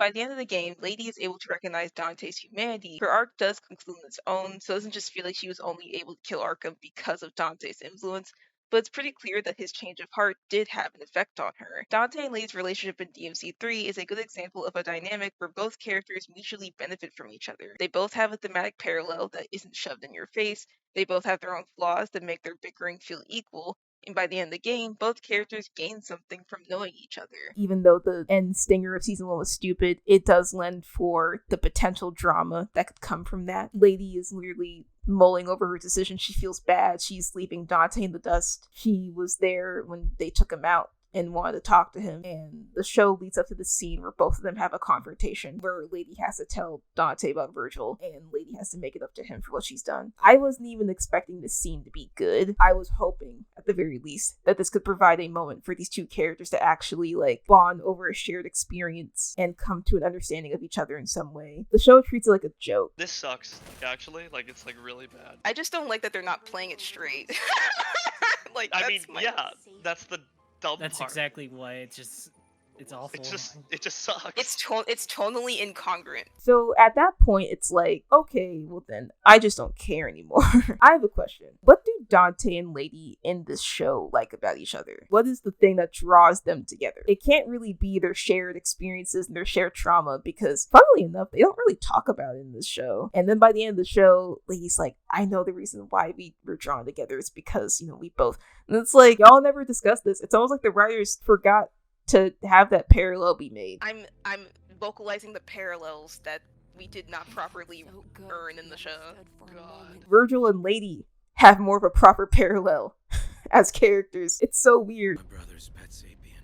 Pet sapien? No, that's peak. That's peak. I understand you more than I do my own blood. Shut up. But he's twice the man that you are. Be sure to That tell him sucks. as you're peeling him off the wallpaper. That's a good line. I like that. Season 1, Dante in this show doesn't like Lady like that. Not that he doesn't care about her, doesn't like her as a person, which is still, it's weird because she literally hate crimes him all the time. He just doesn't like her back. And even in season 2, for most of it, I'm like, Dante's more concerned with Virgil than anything else. Even after this scene where He's like, I'm gonna make it up to you. You can trust me. And it's like, can we? I feel like Dante from the games, he would have a lot more things to say about what Lady chooses to do in this show to him. I get that the point is that he does trust her and thinks that she can be good, but like, again, these characters have not spent much time with each other, nor have they really connected in any meaningful way, and yet the show wants me to believe that they have like a deep bond or something. How am I supposed to believe this when you treated the one moment in the show that could have provided any sense of nuance to this relationship? You treat it like a fucking joke, and then suddenly they're just like close, like hand-holdy close? How? Why? And then in that stupid fucking Twilight reference scene where he saves her from the truck, he's like, you want to save people, now we can do it together. What has she done to save people? What has she done to you to prove that she cares? Same episode, she literally admitted to lying to you about the plan. No, don't do that. Oh, I knew it. I knew it was gonna do something stupid. I This felt it in my... episode could have been a little okay or a little And then it was like, no, I got one more in me. That's the end? These two characters with no romantic chemistry whatsoever suddenly are so devoted to each other. Yes! The show doesn't want to actually handle any nuanced ideas, and then they kiss. Again, why? Turn it off! Just fuck already. I don't even care. We know Lady likes him, but why does Dante like her? I know people call this show fanfiction derogatorily. I wouldn't really say it's like that, but I can't really blame people for saying that because, like, this literally reads like shitty fanfiction. I've read shitty fanfiction that's better than this. She grasped onto his jacket, clinging for dear life, and cried into his shoulder. And then he looked at her with soft blue eyes as his hair blew in the wind in the night sky. Just stop it, man. To wrap this part up, I'm gonna talk about that scene. Because here's the thing, right? I will address the fact that I do think that there's a weird mindset, and I've seen this before in the DMC fandom for years, where there are people who were, well, mainly guys, who were like, dude, Dante has two beautiful women by his side, Trish and Lady. Why hasn't he banged them yet? Especially Lady, bro. Like, how did you not bag it in with her, man? You know, I know we joke, oh, Dante doesn't know what sex is. Like, that's a big fandom joke. But, like, we also have to acknowledge that Dante is a grown man. But we can also acknowledge the fact that, you know, maybe he hasn't banged Lady or Trish because he doesn't want to. Like, maybe those are just his friends. He just has two friends who are girls and they hang out all the time. I just hate this heteronormative idea that, like, a man and a woman, and if they're together all the time, they should be banging. Lady and Trish are just women at his disposal. I think that's really weird. But we don't care about all that woke stuff. Like, what about Dante and Lady? As someone who does ship them, why should I be happy that this show gave me the Don Lady fan service, and bad fan service at that, with the most spineless guy in the world, the most terrible woman on the planet, who is not held responsible for anything she does, and they kiss and bang it out, and I'm supposed to be happy about that? Are they gonna have sex? Please tell me they're gonna have sex. You're definitely gonna. They're gonna have sex. Damn it. Yep, I knew it. I fucking knew it. He is shirtless. Yeah. But they're not showing it. The lack of horniness in this show is pissing me off. What do you mean? He's shirtless, but we don't get to see, like, most of it. Come on, bro. We didn't even see her naked. I'm sorry to harp on it, but, like... Yeah. Castlevania got, like, tasteful nudity. This can't. Fuck off. I'm okay with there being no... I'm not. This is an inverse of us right now. This is odd. What is this show doing to us? Dude, Dante was shirtless and they just were too afraid to show it. Oh, but we can see Vi shirtless like 20 times, you know. With her boobs out, like, come on, bro. And it's peak. What? You know. I forgot about the eclipse. How could I forget? Yeah, me too. Basically thinking about people getting naked. I know you were. Mm-hmm. I respect it. That's the least the show could give us. We're in New York?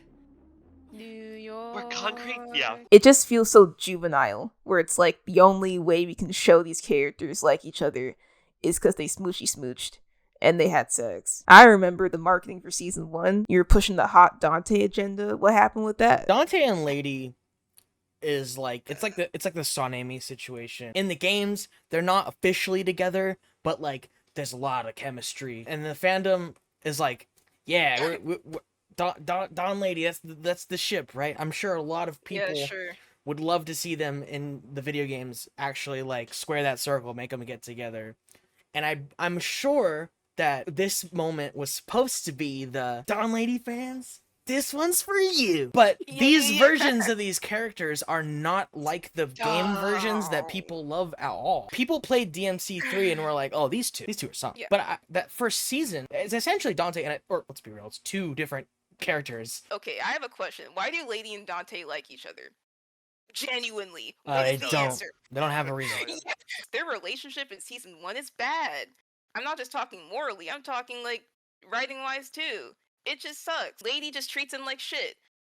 And Dante's like, yeah, that's just how he is. Like, that's so weird. And then they try to have something where she's like, oh, I just feel so bad because everything's my fault. And Dante's like, no, it's fine. It's like, okay, but we missed like 5 steps to get here. Like, we went from breaking him out of the tube to then skipping the development to them being like weirdly intimate with each other. Yeah. Why? Speaking of relationships, I'll rant about Dante and Virgil too, because as like a brotherly dynamic, it fucking sucks. Again, this show has a really bad habit of just telling things to the audience without actually showing the characters interacting. The only relationship we really get that from is Dante and Enzo. Like, Dante and Virgil is a very specific dynamic. They're jokey and quippy with each other, but there's still this underlying sense of we have been so apart for so long. We have to fight each other. It's a rivalry. But there is that sense of camaraderie and closeness that they still have because they're brothers. I think the biggest example of this is in the finale when they say jackpot. Or rather, Dante says jackpot,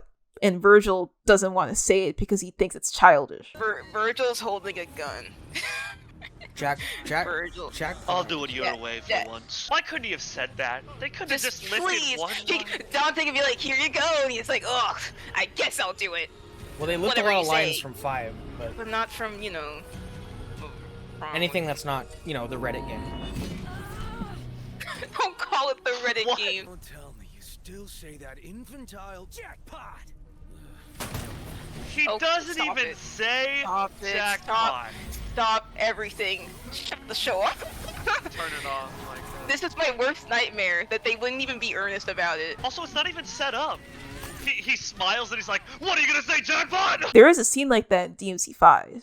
But the issue is that in DMC5, the reason why Virgil is embarrassed to say jackpot is because it's a callback to DMC3, where in DMC3, Virgil, a character who hates guns, grabs onto Dante's gun by accident and is like, you know what, I'll do it your way for once. And they say jackpot together because that was something they said as children. Virgil, as a grown man in his 40s, is like, Dante, are you really still saying that shit? Like, it's said there because it's literally been like 20 years. What does it mean for him to say this in the show? This is almost emblematic of the fact that Dante and Virgil have like no brotherly dynamic with each other. They are not any closer than they were at the start of season 2. Again, the emotional dismissiveness that is shown in DMC3 plays a part in this too. Dante and Virgil are both stubborn, emotionally stunted assholes. Virgil clearly has a lot of emotional hangups, but he's not gonna flat out tell Dante that though, because again, he wants to seem more composed. Dante is not going to spill his dirty laundry either, because he's a dismissive asshole. When Virgil brings up Sparta, he's like, father, I don't have a father, I just don't like you.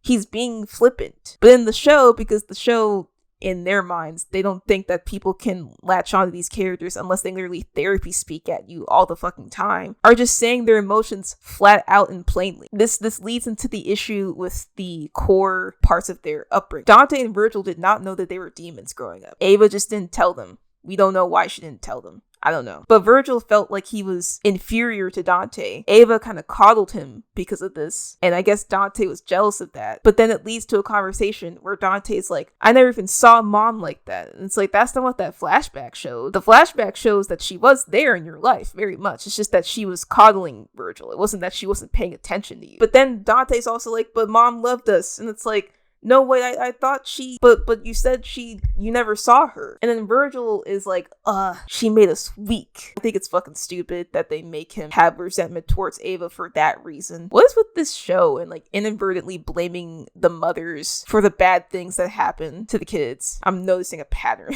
Which, like, again, makes that whole "we're the sons of Ava" moment really weird, because it's not like these two characters really had any like meaningful revelation about their mother. Like, it goes from I hate my mom to actually I care about my mom. There's nothing in between. And again, I mentioned it earlier, but the whole like if oppositions were switched, like, that has no weight in this show. There's no weight to it because there's no emphasis on the loneliness aspect and the envy. What does Dante have that Virgil doesn't? What is it that he lacks and desires to have that Dante has? What is it? Hey, remember in DMC3 when Virgil defeats Dante and he tells him, without strength, you cannot protect anything, not even yourself. And that becomes something that Dante has to overcome. Dante embracing his demon heritage and his humanity together is what leads him to defeating Virgil, which means that this signifies a physical and emotional change in the character, and it sort of proves Virgil wrong in a way. Like, maybe not proves him wrong, but it definitely shows that Dante has now achieved something and will continue to achieve something that Virgil refuses to attain throughout the series until the very end. Dante does not improve emotionally or physically this entire season, and he still doesn't defeat Virgil, which just leaves both Virgil and Dante in the same spot. What did Dante gain? What did Virgil gain? They did not gain a single thing. Nothing happened. I forgot to mention how, because the show added that stupid racism allegory to their story, it basically defeats the entire purpose of both Dante and Virgil's arcs in the story simultaneously. There's a scene where Virgil's talking to Mundus, and the whole shtick with Mundus and Virgil is that Mundus is conditioning Virgil to believe that his human traits and his human heritage make him weak, that he must embrace his demon heritage. He even specifically says the line, "Devils never cry," which, that's weird for a lot of reasons. But my reason for why I don't like this is because the show has already established demons or Makaians in the show to basically be just like people. Aside from the fact that they have magical powers and I guess eat blood or whatever, they have human emotions, they have a society that is on par with human sentience and knowledge and intelligence. They have their own internal politics and their own culture. They are on par with humans as a species. Virgil embracing his demon heritage and being told that his humanity makes him weak. Dante learning to embrace his humanity and to accept that as a part of himself, and that's what makes him stronger.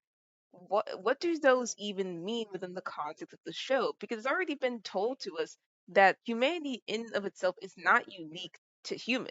It's not like in the games where a demon being capable of having humanity or empathy is unique, because most demons can't, or most demons choose not to. But in the show, demons are shown to have an array of complex emotions regardless. What makes Dante having human emotions unique when demons already have them? What makes Virgil struggle with denying his humanity potent at all if demons are also displayed to have emotions? Demons in the show are not established to be cold-hearted freaks. It's not even like Mundus is making the demon legions act this way or anything. Like, it's just not, that's just not what this society is. That would make sense in the games. It doesn't make sense here because they're just doing something different that completely misunderstands the thematic strength of the games. Like, why even call the show Devil May Cry? Is a devil capable of crying when they lose a loved one? Well, yeah, they actually are capable of doing that, and they do it all the time, so what's even the point? To wrap things up, I'll talk about Arius, because I kind of mentioned him but didn't really talk about him much. He's the main villain of Season 2. I totally not evil. Look at my hair and my moustache and my sharp teeth and red eyes. Jesus Christ! Runs on a 24-hour loop. It's Fox. It's Fox again. Yeah. But worse. Yeah, but even worse. It's like the scene in Speed Racer. Hold on. No, stop laughing. No, don't compare Speed Racer to this shit. You poor naive child. This guy's so annoying.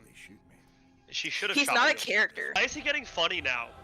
That reminds me, I have one of these too. Like, shut up. You missed your chance. You could have been funny the whole time. Owen backstory. Let's go. What is this? He has the same fuck-ass haircut as when he was a kid as he does now. Adi, what's your relationship with your father? Genuinely, why would I ever care about the villain like this? I mean, there's a way you can make the audience care. You just gotta, like, a little bit more, you know? Like, I say that because I'm, like, another abusive dad, cool. I'm not gonna give them the benefit of the doubt for this because anyone can take anything, and with enough, like, effort, you can make something good. Like, isn't the fandom's perception of this character not very good, like, anyway? Yeah, it's not. This is the thing, I don't know anything about this character, and the first insight I see is he was abused and killed his dad. Like, okay. I'm not moved. Arius is a better villain than the White Rabbit. He's not, like, the best villain of all time, but, like... No, of course not. At least with Arius, you're not trying to be like, he's so right, guys? Yeah. He's correct about That's the why world. he's better. Bring the White Rabbit back. So I get him. No. You get Oh my her. Easy. You can't be yearning for that. I don't know what I want anymore. I don't either. Why is this worse than the last finale? No, I Jesus liked... Christ. I don't think it's worse. I think it's worse, way worse. There's too much bullshit going on. Yeah, I thought there's at too least, much. if anything, the climax was something last season.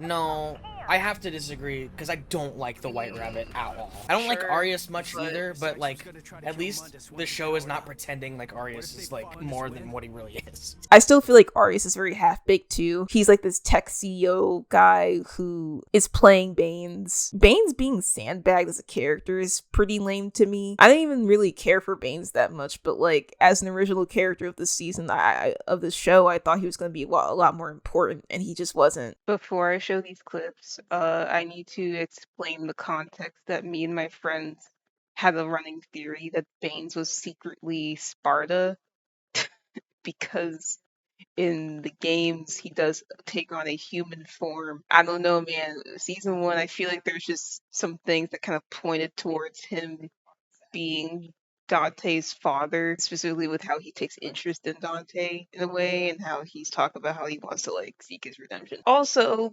they got the late Kevin Conroy to voice him, who also voices Batman, who is the Dark Knight.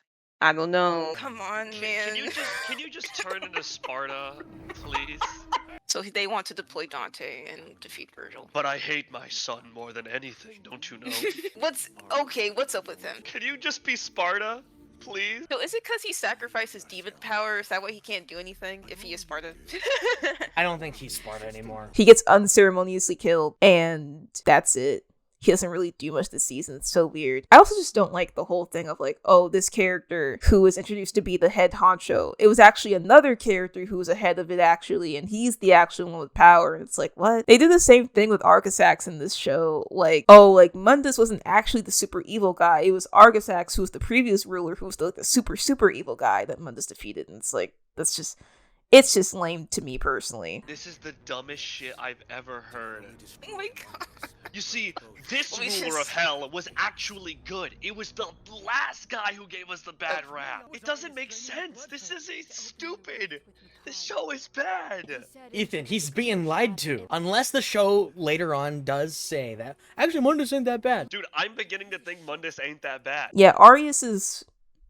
he's not much of anything in DMC2 from what I remember. So, like, you know, give him kudos for, like, trying to do more with his character. I also think he's just kind of like a weird hodgepodge of ideas that could have been more meaningful, but they don't really get strung together in a meaningful way. The season sets him up to be this big bad guy with all this power over the media. She'll immediately outs him on television in episode 2 or 3, and nothing happens. Nothing comes of that. I will say, though, on further inspection, there are some parts of his character that I think could have been way more interesting if they, you know, were written by better people. He is a worshiper of chaos, not just like a worshiper of Argisax, the chaos, but like of the concept of chaos. That's where he thinks the best ideas come from, is from chaos, not from order. There's this like speech he has at the start of the show where he's like, he has like a sort of creative philosophy behind his work, almost like an artist does. And in his backstory, it's shown that he was actually someone who wanted to invent things and create things, but he wasn't appreciated as an artist. And his father is abusive and did not appreciate his ideas. And then when he met Argisax, basically he was set on this path to collect the relics, the arcana, which are like the pieces that they need to forward the whole world domination plan. And he had to be reborn and killed and reborn like several times. So he's lived several life cycles to try and obtain this power and get what he wants. Dante essentially says like, dude, took all this time to do this and you couldn't come up with anything cooler. Which is one of the better moments of the show, honestly. But it's interesting because on one hand, I do like the fact that the show, despite how heavy-handed it can be, the show is not trying to pose Arius as this, oh, but he was actually right. Like, no, he is delusional. He's been trying for literal centuries to achieve this plan, but he is also just kind of a pawn in this scheme. I do think that is a somewhat interesting idea, where it's like, oh, you tried this much to attain this thing, but like ultimately you're still just a nobody. You know, like that's kind of fun. But I do think in the bigger context of this show and how it handles itself, it's an interesting idea to have, because in the beginning of the show when he's having that speech, he talks about there are people who will sell their souls and like disregard their own vision for fame and for fortune, but he won't do those kinds of things. But ultimately he is a hack fraud. Adi Shankar, the showrunner, the writer, the main dude of this entire production, most of his creative works and endeavors are based on other things. It's either based on other IPs or he is funding other people's ideas. And don't get it twisted, being a producer, being someone who funds something to help other people make it is a very vital part of the plan. Like, it's a very vital part of these productions. But I feel like with a show like this, where he is actually writing it and is helming the project, it really does show how uninspired a lot of his actual ideas are. There's so many parts of this season that are just ripped from other movies or shows. Season 1 has this issue too.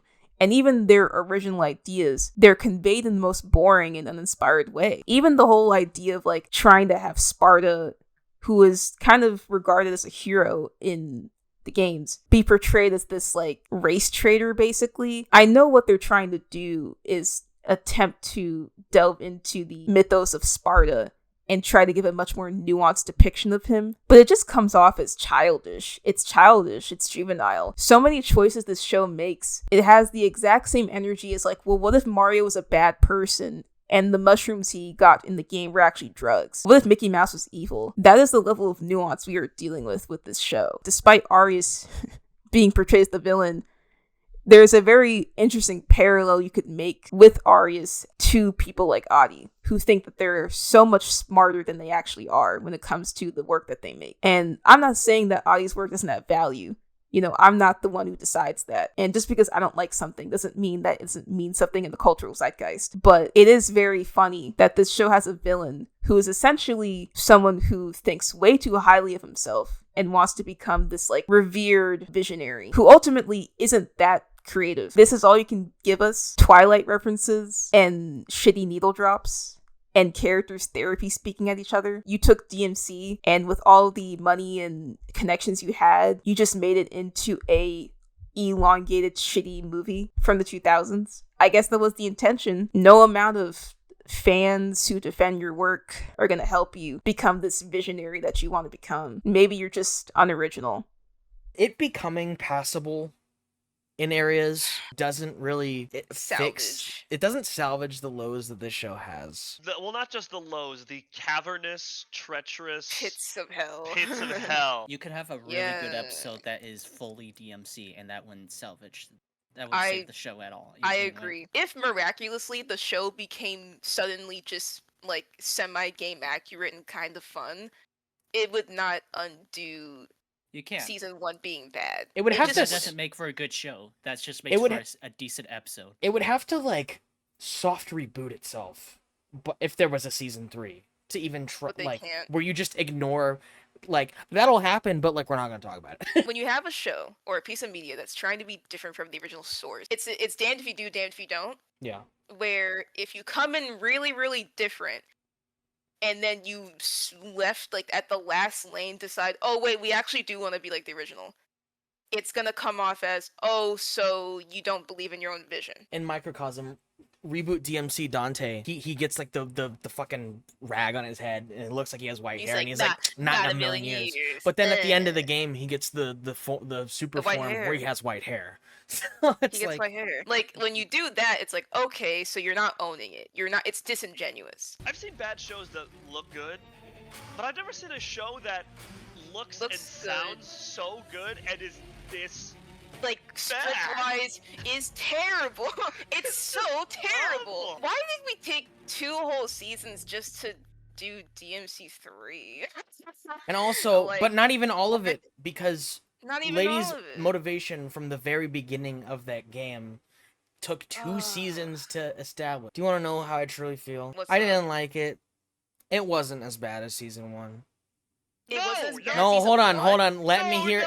Hear me out. You're gonna hear me out. You're gonna be like, actually, Seth, you know what? You're right. Season 1 Yes. starts Yes. off promising. Okay, it's very different. It's weird. It's weird, But it's not like. but let's see where it goes. Like, and the first 3 episodes, you're like, okay, like I like the fight scenes. I like Dante like messing with the other bounty hunters. I like the. Who are we shooting at? Like, Yeah. we were there. We were almost there. Yeah. You know? By episode 4, when like the refugee plotline starts, and then episode 5 is worse than that, and then the stupid flashback episode in episode 6 is just worse than that, and the next episode is worse than that, and the next episode, it's like the show just got worse and worse and worse with every single episode until the finale, which was like some of the worst fucking television I've ever seen in my entire life. Now the show was so bad. Season 2 begins. I know the show's bad already.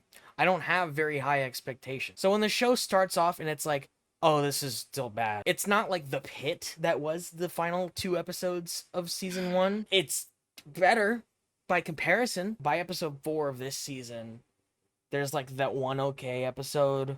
And then the whole like mystical black man, I forgot his name, episode. The series to me just, it was a flat line. It got to the lowest point and then like went up like a point, and then it flattened to the point where it's like, I don't care what you throw at me. I already know that this show isn't very good. Sucks. And then when you I get to the think- final episode of this season, it's like, well, what else can you? Well, how you can't Yeah. go any lower. I think the writing across the board was even worse. Season 1 was bad, but season 2's writing was even fucking worse. When something would happen, I would be like, I feel like we missed like 5 scenes to get here. Half of the show Or- didn't make sense this time around. There were just chunks of dialogue that didn't need to be there, and it kept happening like every fucking scene. Dude, they at fought least for with like 15 minutes in the Virgil vs. Dante episode and nothing happened. This season genuinely surprised me with how fucking bad the writing was. Like, we are just going to directly tell you every single thing that is happening. I thought that it was baffling to Drake is live streaming. Kill me now. I very much disagree with your point, because you could say this is just plain bad throughout, making it about like not worse, but I think all of the structure is significantly worse. At least with the first DMC season, I could make sense of things. This one, no. There's not. I can't make sense of things. It does not give you any type of downtime. It smacks you in the face. Not at all. repeatedly. I at least with season 2 knew that the show sucked. This season made me yearn for Aspen Hotel. That is how bad this was. Sonic 3, I don't really like that movie, but I'm sorry. I'm really sorry. Despite like a lot of things being cut and some things being changed in ways that I don't really like that much, I can at least appreciate the fact that it got it on paper. For me, this season at points was unironically borderline unwatchable, and I'm not kidding Exactly. at all. If it's unwatchable, that makes it immediately worse. The last 2 episodes, there were times where I was like, turn it off. No, the last 2 episodes, when I said turn it off, I meant it. I wanted that show off. I wanted to stop watching. Again, half of it just doesn't make any It doesn't work. sense. At least with season 1, I can just say that the themes are conflicting and the themes don't really work that well. But like for season 2, it doesn't make sense. Any sense. The Lucia character is nothing. The football guy is nothing. These Nothing. characters who have no impact or personality or anything we've ever learned about them are doing things that are important to the plot, and I'm supposed to care. It's not like I failed to connect with the So character, because weird. if I failed to connect with the character, then that's just a personal preference on my part of me not really liking or understanding the writing. Like, No, yeah. these characters don't have anything to them. The parallels are fucking weak, by the way. Adi Shankar has the mind of a fucking 5-year-old. See, are they so similar? Look, that's it. They're so similar Dude, to you. this season unironically does the "you son of a bitch, I'm in" like 10 times. One of the most poked at and made fun of cliche writing tropes is in this show multiple times. Weird. You said there was a scene that was corny. It's not just corny. It's been done like 1,000 fucking times. I Yeah. don't understand Adi's obsession with shitty movies from the 2000s and wanting to make everything a fucking shitty movie from the 2000s and wanting to have everything be the same fucking tropes or a reference to something from the I don't get it. The show is somehow like at a blitzing pace where every bit of character like development is like speed ran, but at the same time is also the most monotonous happens. and boring and drawn out show I've ever seen in a long time. I can't that's take fine. it anymore. We can end the recording here. We're end the recording, bro. Hold on, Micah, say something funny. Honestly, I think even the devil would cry with us watching this show. Ba-dum bum It's that ba-dum bad. bum. And then